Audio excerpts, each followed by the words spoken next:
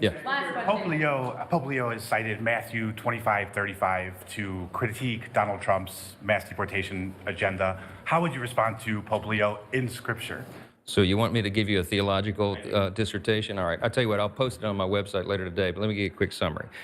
Borders and walls are biblical. From the Old Testament to the New, God has allowed us to set up our civil societies and have separate nations.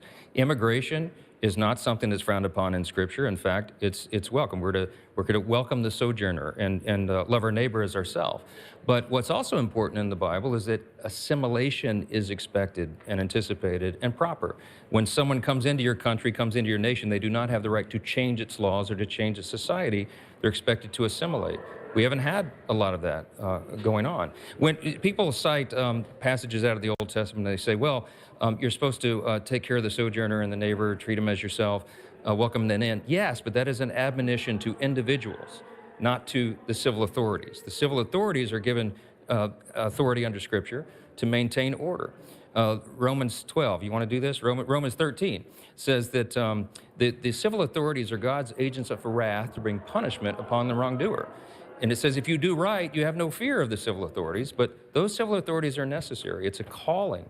It's a calling to maintain order in society, and we have not had that. When Biden and Harris opened the borders wide for 4 years, we had as many as 20 million illegals come across the country, and we all know many dangerous people, hardened criminals, child molesters, rapists, murderers, all the rest, terrorists who came into the country. We did not take care of our borders. Sovereign borders are biblical and good and right, and they're just, because it's not because we hate the people on the outside, it's because we love the people on the inside.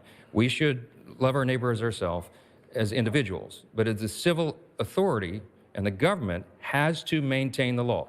And that is biblical, and it's right, and it's just, and I'm happy to have this lengthy debate with anybody any time they want to, and I'll post on my X page the longer dissertation on that for you.